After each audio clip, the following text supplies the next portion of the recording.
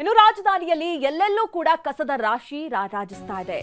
ಟಿವಿ9 ground ರಿಪೋರ್ಟ್ನಲ್ಲಿ GBA ಬಣ್ಣ ಬಟಾಬಯಲಾಗಿದೆ.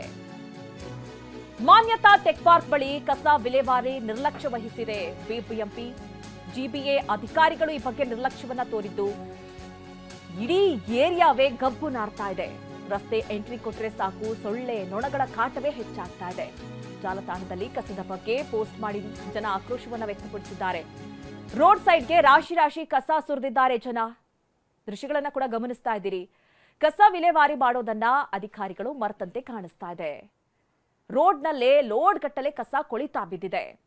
ಹೆಬ್ಬಾಳದ ದಾಸರಹಳ್ಳಿಯಿಂದ ಮಾನ್ಯತಾ tech park ಸಂಪರ್ಕ ಕಲ್ಪಿಸುವಂತಹ ರಸ್ತೆ ಇದು. ನಮ್ಮ ಪ್ರತಿನಿಧಿ ಕಿರಣ್ ಸೂರ್ಯ ಇಲ್ಲಿ ಭೇಟಿ ಕೊಟ್ಟಂತಹ ಸಂದರ್ಭದಲ್ಲಿ ಅಲ್ಲಿ ಕಸ ವಿಲೇವಾರಿ ಆಗದಿರೋದು ಗೊತ್ತಾಗಿದೆ. ಈ ಬಗ್ಗೆ ಅಧಿಕಾರಿಗಳು ನಿರ್ಲಕ್ಷ್ಯ ವಹಿಸಿರೋದು ಗೊತ್ತಾಗಿದೆ. ಈ ಬಗ್ಗೆ ನಮ್ಮ ಪ್ರತಿನಿಧಿ ವಾಕ್ತೃ ನಡೆಸಿದ್ದಾರೆ, ಬನ್ನಿ ನೋಡೋಣ.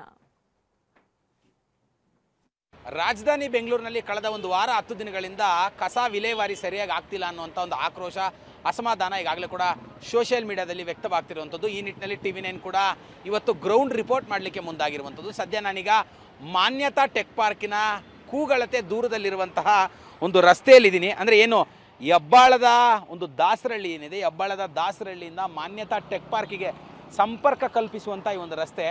ಈ ಒಂದು ರಸ್ತೆ ಹೇಗಿದೆ ಅಂತ ಹೇಳಿದ್ರೆ ಲೋಡ್ ಗಟ್ಟಲೆ ಕಸವನ್ನು ಈ ಒಂದು ರಸ್ತೆಯಲ್ಲಿ ಸುರಿದೋಗಿದ್ದಾರೆ. ನೋಡಿ, ನಮ್ಮ ಕ್ಯಾಮ್ರಾ ಪರ್ಸನ್ ಮುತ್ತುರಾಜ್ ಅವರು ನಿಮಗೆ ತೋರಿಸ್ತಾ ಇದ್ದಾರೆ. ಎಷ್ಟು ಮಟ್ಟಿಗೆ ಅಂತ ಹೇಳಿದ್ರೆ ಸಾಕಷ್ಟು ದಿನಗಳಿಂದ ಈ ಒಂದು ಕಸದ ರಾಶಿಯನ್ನು ಇಲ್ಲೇ ಸುರಿದೋಗಿರುವಂಥದ್ದು. ಈ ರಸ್ತೆಯಲ್ಲಿ ಬರಬೇಕಂದ್ರೆ ವಾಹನ ಸವಾರರು ಬ್ರೇಕು ಕ್ಲಚ್ ಹಿಡಿಯುವಂಥದ್ದಲ್ಲ, ಮೂಗನ್ನ ಮುಚ್ಕೊಂಡು ಬರಬೇಕಾಗತ್ತೆ. ಅಷ್ಟರ ಮಟ್ಟಿಗೆ ಈ ಒಂದು ರಸ್ತೆಯ ದುಸ್ಥಿತಿ ಇರುವುದಿಲ್ಲ. ನೋಡಿ ಎಷ್ಟರ ಮಟ್ಟಿಗೆ ಅಂತ ಹೇಳಿದ್ರೆ ಇದೇನು ಒಂದು ಚೀಲನೋ 2 ಚೀಲನೋ 1 ಕವರೋ 2 ಕವರೋ ಸುರಿದೋಗಿರುವಂಥದ್ದಲ್ಲ, ಲಾಟ್ ಗಟ್ಟಲೆ ಲೋಡ್ ಗಟ್ಟಲೆ ಕಸವನ್ನು ಇಲ್ಲಿ ಹೋಗುವಂತಹ ಕಾರ್ನಲ್ಲಿ ಹೋಗುವಂತಾಗಿರ್ಬೋದು, ಬೈಕ್ನಲ್ಲಿ ಹೋಗುವಂಥವ್ರಾಗಿರ್ಬೋದು, ಸ್ಕೂಟರ್ನಲ್ಲಿ ಹೋಗುವಂಥವ್ರಾಗಿರ್ಬೋದು, ಇಲ್ಲಿ ಸುರಿದು ಹೋಗಿರುವಂತಂದ್ರೆ ರಸ್ತೆ ಬದಿಗೆ ಸುರಿದು ಹೋಗಿದ್ದಾರೆ. ಇವ್ರು ಯಾರೋ ಜಿಬಿಎದ ಕೆಲಸಗಾರರು ಅದನ್ನು ತೆಗೆದು ಒಳಗಡೆ ಪಕ್ಕಕ್ಕೆ ಸೇರಿಸೋಗಿದ್ದಾರೆ. ಎಷ್ಟು ಮಟ್ಟಿಗೆ ಕಸ ಅಂತ ಹೇಳಿದ್ರೆ ಇದನ್ನು ಇಲ್ಲಿ ಸಾಮಾನ್ಯವಾಗಿ ಇಬ್ಬರು ತಪ್ಪಿದೆ ಅಂತ ಹೇಳ್ಬೋದು. ಒಂದು, ಮನೆ ಹತ್ರ ಕಸ ತೆಗೆದುಕೊಂಡು ಹೋಗಲಿಕ್ಕೆ ಬಂದಂತಹ ಸಂದರ್ಭದಲ್ಲಿ ಕಸವನ್ನು ಕೊಟ್ಟು ಇಲ್ಲಿ ಹಾಕುವಂಥದ್ದನ್ನು ತಪ್ಪಿಸೋವಂಥದ್ದು. ಎರಡನೇದು, ಮನೆಗಳ ಹತ್ರ ಸರಿಯಾಗಿ ಕಸ ತೆಗೆದುಕೊಂಡು ಹೋಗಲಿಕ್ಕೆ ಬರದೇ ಇದ್ದರೆ ಜನರು ಅನಿವಾರ್ಯವಾಗಿ ಕಸವನ್ನು ಇಲ್ಲಿ ತಂದು ಸುರಿದೋಗಿದ್ದಾರೆ. ನೋಡಿ ಎಷ್ಟು ಮಟ್ಟಿಗೆ ಅಂತ ಹೇಳಿದ್ರೆ ಕೊಳತು ಗಬ್ಬು ನಾರ್ತಾ ಇದೆ. ಇದರಲ್ಲಿ ವಾಹನ ಸವಾರರು, ಈ ರಸ್ತೆಯಲ್ಲಿ ಜನ ಅಂತೂ ನಡ್ಕೊಂಡು ಹೋಗ್ಲಿಕ್ಕೆ ಸಾಧ್ಯವೇ ಇಲ್ಲ ಬಿಡಿ. ಅಷ್ಟರ ಮಟ್ಟಿಗೆ ಕೆಟ್ಟದಾದಂಥ ಒಂದು ವಾಸನೆ ಬರ್ತಿದೆ ಇಲ್ಲಿ. ಮನೆ, ಅಪಾರ್ಟ್ಮೆಂಟು, ಹೋಟೆಲು, ಚಿಕನ್ ಅಂಗಡಿ, ಮಟನ್ ಅಂಗಡಿ, ಎಲ್ಲದರ ತ್ಯಾಜ್ಯ ಏನಿದೆ ಎಲ್ಲವನ್ನು ಸುರಿದೋಗಿದ್ದಾರೆ. ಇಲ್ಲಿ ನೋಡಿ, ಪಕ್ಕದಲ್ಲೇ ರಸ್ತೆ ಪಕ್ಕದಲ್ಲಿ ಸುರಿದೋಗಿದ್ದಾರೆ. ಅದನ್ನು ಇವ್ರು ಎತ್ತು ಒಳಗಡೆಗೆ ಹಾಕಿದ್ದಾರೆ ಇಲ್ಲಿ ಪಕ್ಕದಲ್ಲಿ, ಅಷ್ಟೇ ಮುಗೀತು.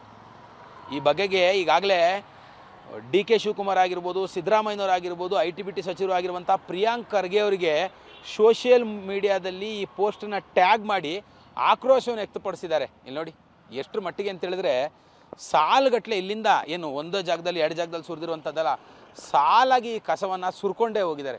ಹಿಂಗೆ ಸುರ್ಕೊಂಡು ಹೋದರೆ ಈ ರಸ್ತೆಯಲ್ಲಿ ವಾಹನ ಸವಾರರು ಜನರು ಓಡಾಡೋದಾದರೆ ಹೇಗೆ? ಅದು ಇಡೀ ಬೆಂಗಳೂರಲ್ಲೇ ಅತಿ ಹೆಚ್ಚು ವಾಹನಗಳು, ಅತಿ ಹೆಚ್ಚು ಟೆಕ್ಕಿಗಳು, IT-BT ಕಂಪನಿಗಳಿರುವಂಥ ಜಾಗ ಇದು.